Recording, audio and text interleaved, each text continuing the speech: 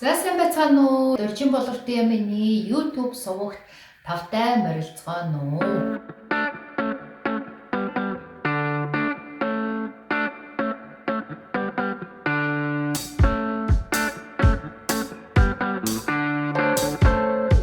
Шилжтийн насны хөвгүүдтэйгээ хэрхэн яаж харьцах вэ?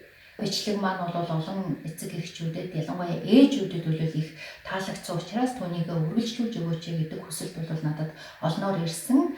Тэгээд энэ бяцхан зөвлөгөөгөө цааш нь үргэлжлүүлж байна. Шилжилтийн нас руу хүүхдүүд ингээд ороод ирэхээрээ зэрэг эцэг эхийнхээ хэлсэн тавьсан шаардлагыг бол шууд заа гэж хүлээн авахгүй өөрийнхөө уцаарлах эсэргүүцэх ийм хандлага бол их өргөнөөр гарч ирж ажиглагддаг. Ялангуяа манай хүүхдийн хувьд бол хүн юм хэлэхээр бит хоёрыг л юм хэлэхээр хүний үгэнд аягүй сүрхээ ороод байдаг мөртлөө ээж аав хоёрынхоо үгэнд ер нь янзыг үзэх гэдэг юм шиг байгаа. Үгүй гэж хэлбэл хэлдэг. Гэхдээ тэр нь бол яг жинхнээсээ үгүй гэж байгаа юм биш. Үгүй гэд хэлчихвэл энэ хоёр яаж хүлээж авах нь вэ? Эннээс бултаж зайлах арга байна уугүй юу гэсэн тийм туршилт маягаар бол үгүй гэж хэлээд байгаа нь ажиглагддаг. Тэгээд энэ тохиолдолд бол эцэг эхчүүд тэрийг нь амар сүртэй ингээ хүлээж аваад чи яхаараа үгэнд ордгүй энэ дандаа ингээ хүний өөдөөс ингээ эсэргүүцэж яахын эдэр гэсэн тийм уур бухимдал тийм сөрөг сэтгэлийн хөдөлгөөнөө хүүхдтэй ерөөсөө үзүүлж болохгүй маш тайван хүлээж авах хэрэгтэй. Ерөөсөө өрөөс нь чихээрээ оруулаад нөгөө чихээрээ гаргаж байгаа юм шиг юу ч болоогүй юм шиг сонсоогүй юм шиг сайхан хүлээж аваад тэгээд жоохон байжгаад ахаал нөгөө шаардлага тавьдаг. Нэгдүгээрт ингээ үгүй гэсэн тэр хариултыг бол шууд ингээд үгүй гэдэг жинхэнэ утгаар нь бол шууд хүлээж авч болохгүй. Хоёрдугаарт үгүй гэснээс болоод энэ чи ерөөсөө үгүй юм байна гэд ингээд нөгөө шаардлага мартчих болохгүй. Хичээлээ хий гэхээр нь үгүй гэж байна гэдэг ахад шаардхаа бол болчих болохгүй гэсэн үг байхгүй юу? Үгүй гэж яагаад тэр чинь цаанаа бол хийдэг, цаашаа бол хийдэг байхгүй. Тэгэхээр үгүй гэдэг үгэнд үнэмшээд нөгөө шаардлагаа бол тавихаа болж болохгүй гэдэг ийм нэг аргыг бол эхнийх нь өнөөдрийнхөө юм эхний маань арга бол энэ шүү.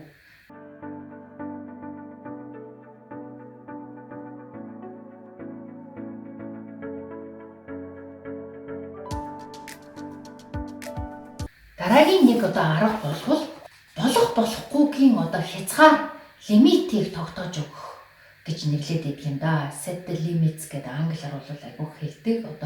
Гадаад хэлээр хүүхэд хүмүүжүүлэх ийм ном тохиомл дээр бол зөндөө байдаг. Энэ бол ганцхан жижиг том хүүхдэд ч биш, жижиг хүүхдэд ч гэсэндээ айгүй чухал ийм арга бол байгаа. За энэ маань юу хэлээд байгаа юм бэ? Зах хязгаарыг болохгүй зах хязгаарыг тогтоож өгнө гэж юу хэлж байгаа юм бэ гэхээр зэрэг жишээлбэл том болж байгаа хүүхдүүд чинь найзуудтайгаа айгүйх гадуур өдр гарч уулзаж гудамжинд юм ярьж зогсон гэсэн зөндөө юмнууд байна шүү дээ. Гарч болно, тоглож болно, найзуудтайгаа явж болно. Гэхдээ орой 21 цаг 30 минут гэхэд юм уу? Эсвэл 20 цаг гэхэд ирсэн байх ёстой гэдэг хэрвээ энэ цагаас заавал хоцромоор бол урьдчилан ээжтэй аавда уцтаж юм уу мессежээр мэдэгдээрэй гэдэг ийм юмыг бол хэлж тохирох юм байна. Тэгэхээр энийг бол ингээ хэлчихэд бол хүүхэдтэй айгүй хөөрхөн маш их сайнаар бол биелүүлдэг байхад тэгэхгүй бол зах замбраагүй тэндэг барьдаг тийм болчих шүү дээ. Ирэх чөлөөгийн өгнө гэхдээ ингээд ийм тодорхой жааз хүрээний дотор өгнөө гэж. Жишээлбэл эрүүл хоолт бол миний хувьд бол нэлээд чухал. Тэгээ хүүхдтэй бол аль болохоор эрүүл хоолтой байх юмсан гэж бол хичээдэг. Гэвч бол багаас нь нөгөө дангангаа мэдүүлж сургаагүй харгаагаар манай хүүхдүүд бол ногоо өдр идтгүү байгаа.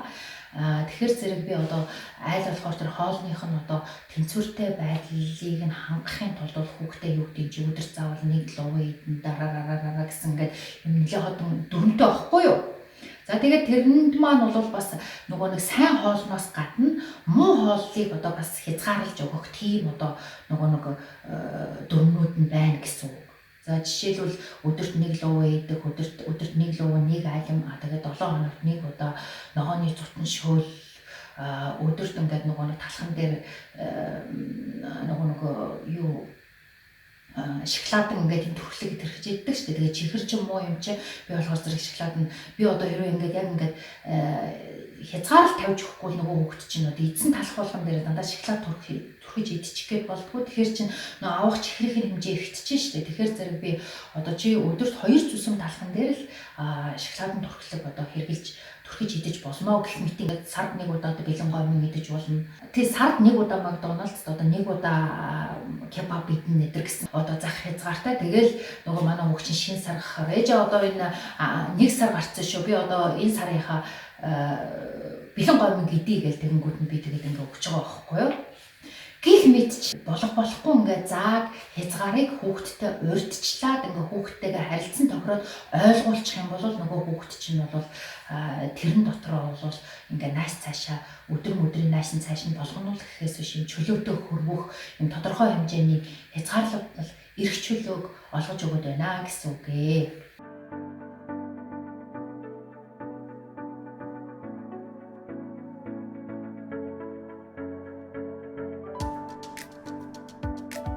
Дараагийн өөр нэг одоо аргачлал болвол тэгээ мэдээж ингээ харьцахтаа бол аль болохоор одоо өөрийг нь хүндэтгэж урьхан одоо зөөлөн дотн одоо тийм сайхан зөөлөн хоолоогоор харьцна гэдгийг бол би одоо түрүүнийхээ видеонд оруулсан байгаа шүү дээ. Үүнтэй холбоотой өшөө нэг миний өөр дээр ажигласан одоо гоё их үр дүнтэй арга юу байсан бэ гэхээр зэрэг минийхөө ээж нь гэдэг үгийг айгүйх хэлж харьцах. Тэгээ бид нар ярьдаг штеп нөгөө нэг эртний одоо хуучны хүмүүс чинь дээр үед эмэгтэй хүмүүс ер нь нөхрөө одоо ингээд таа гэж хүндэлж ингэж харьцдаг байсан гэдэг. Тэгээ одоо ч гэсэндээ зарим тийм гэр бүлүүд бол байх шиг байгаа юм. Энэ аргын давуу тал нь болохоор зэрэг нөхрөө таа гэж хэлчихэд одоо таа хууц гэд ингээд хэрэлдэж болдгүй байлээ гэж юм хүмүүс нэвтрүүлэг бол би үзчихсэн л да тий. Тэгэхээр зэрэг үүнтэй холбоотой ээж нар маань ч гэсэндээ тэгээ минийхөө тэгээ бас ээж нь гэж ингэж харьцвал хүүхдээ зандрахгүй байх ингэж айгу муухай ширүүн хэлэхгүй байх тэр айгу уг үндэс болж өгдөг юм шиг санагдсан. Тэр миний одоо зан чанарын хувьд болохоор зэрэг би өөрөө тийм ингээд ийм амар юм намтай юм уян зөөлөн дуу хоолойтой тийм хүн биш ер нь жоохон одоо юун талдаа тийм эмэгтэй байхгүй юу. Тэгээ уур маань хүрээгүй мөртлөө ингээд заримдаа ингээд твдэж мэддэг ч юм уу ингээд байдал айгу ширүүн харьцсан байдаг. Тэрийгээ би ерөөсөө өөрөө мэдтгүй байсан чинь ингээд би бичлэг хийгээд тэгээ өөрөө эргээд тэрийгээ сонссон чинь би бүр өөрөөсөө ингээд гайхсан шүү дээ. Айгу бараг одоо ицсэн шүү дээ. Би уурлаагүй мөртлөө эн чинь айгүй юм ухаа ширүү хэлдэг юм байна штэ гэж би өөрийгөө ингээ анзаарсан байхгүй юу. Ерөөсөө энийг өөрчлөё гэд ингээд энэ дээр үл би өөртөө айгүй сайн ажиллаж байгаа. Ер нь ингээ дандаа минийхөө ээж нь гэдэг энэ үгээр ингээ харьцаад ахаар нэг талаас би өөрөө нөгөө хүүхэдтэй минийхөө гэж хэлчихэд би ширүүн хэлэх ямар ч арга байхгүй нөгөө нэг таа гэж хэлээд нөхөртөөгөө хэрэлдэж чадахгүй боллоо гэдэг шиг минийхөө гэчээд минийхөө таг гэдэг ингээд мухай ширүү хэлчихвэл чаддгүй юм байлээ. Бас ээж нь эдэргээ тэгээд ахаар чинь бас тийм ширүүн хэлэхгүй хүүхэд ээж хоёрын харин юм гоё харилцаа бүрдэж байгаа юм шиг надад санагдаад байсан. Би одоо эмээ өвөө хоёр дээр өссөн. Тэгээ манай эмээ өвөө хоёр болохоор дандаа минийхөө намайг ингээд би эдгээр эмэгтэй хүүхэд байлаа ч гэсэндээ хуучны хүмүүс чинь миний охин, минийхөө гэж ингэж нөгөө хүйсээр нь ялгуулж харьцдаггүй. Эмэгтэй хүүхэд байлаа ч гэсэндээ минийхөө, эрэгтэй хүүхэд байлаа ч гэсэн минийхөө гэж бүгдийг ингээд минийхөө гэж харьцдаг шүү дээ. Минийхөө гэдэг үг бол одоо би одоо англи хэл мэднэ. Тэгээ франц хэл ч гэсэн бас нэлээд сайн гадарлана. Эдгээр одоо Европын лав хэлнүүдэд огт байдгүй юм их хүрийн эцэг хүүхдийн юм нандин харилцааг ингээ бүрдүүлдэг юм гүүр болж урдаг маш тийм гоё үг юм шиг санагддаг шүү. Тэгэхээр зэрэг энэ бол тэр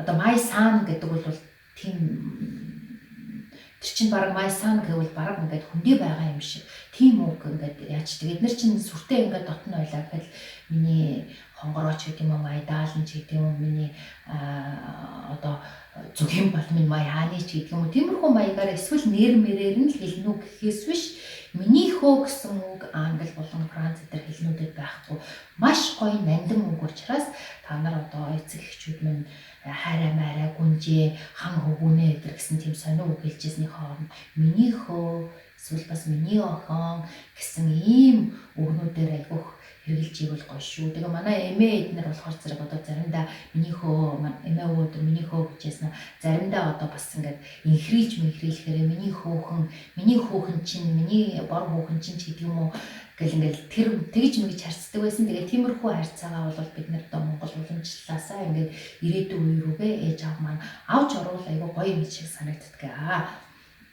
Тэгээ бас ингээд ээж нь миний хувьд бол одоо ингээ хүүхдээрээ ингээ гадаад орнд амьдарч байгаа монгол хэлнээсээ хол ингээ монгол ээжтэйгээ л харьцахаас өөр одоо ямар ч юм орчингүй газар амьдарч байгаа хүний хувьд ингээ хүүхдүүд бол энд Швейцарт амьдарч байгаа ингээ босод ээж аавуудын хүүхдүүдийн одоо ээжтэйгээ харьцаж байгаа харьцааг ингээ харахаар зэрэг дандаа ингээд мама гэдэг идэг байхгүй тий. Мама гэхэд бол муу юм байхгүй л дээ тий. Гэхдээ миний хувьд болохоор зэрэг ээж гэдэг үг бол бас айгүй нандин, айгүй тийм сайхан үг. Тэгээд би болохоор ингээд хүүхдэрээ ээжээ гэж дуудуулах дуртай. Гэхдээ яг нэг манай хүүхд ингээд хэлд оргоосоо ахвал ээжээ гэж байгаа мөртлөө яг ингээд сургуульд яваад 4-р ангид ороод ч үлээ 3-4-р ангид ороод ангийнхан хүүхдүүд болохоор зэрэг ингээд бүгдээрээ ээжигээ мама гэдэргээ тэгээд ахаар зэрэг тэднийг ингээд урайсан ч юм уу нэг хэсэг ингээд нэг сар орчим ч юм уу нэг жоохон тодорхой хугацаанд ингээд гэртээ ээжигээд байгаа мөртлөө ингээд сургууль дээр ингээд над руу ингээд гүйж ирэхдээ мама гэдэр гэж ингээд гүйж ирээдсэн байхгүй. Тэгэхээр би болохоор зэрэг нэг ээжигээ ээж хэлгээрээ мэрээ гэж ганцаа ирээлээ. Тэгээд тэр хүүхдийг ч хамаагүй хүчилж ингээд загинж болохгүй шүү дээ тий. Тэгээд ингээд тэгээ манай хүүхдүүд өөрөө эргээд тэгээд болцсон. Яг тэгэхээр нөгөө ээж гэдэг үг нь ингээд намайг харахаараа л ээж гэдэг тэр дууддаг тэр юм бүр ингээд махцуусанд нь ингээд гүн бат суугаад бүр ингээд хөвшил ингээд бүр ингээд дадлаг болцсон учраас тэрийг эргүүлж өөрчилж чадаагүй юм шиг байгаа юм.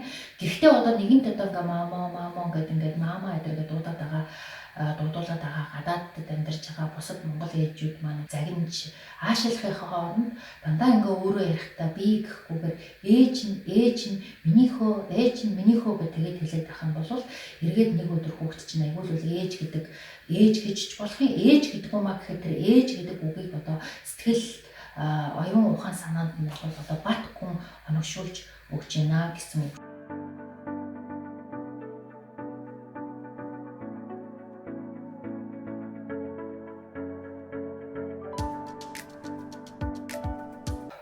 За ингээд шилжилтийн насны хөвгүүдтэйгээ хэрхэн яаж харьцах талаар бяцхан туршлага дээр үндэслээд мэдэх чадхаасаа хүргэлээ. Хэрэгтэй гэж үзвэл туршаад үзээрэй. Та бүхэндээ сайн сайхныг хүсье. Их баярлалаа.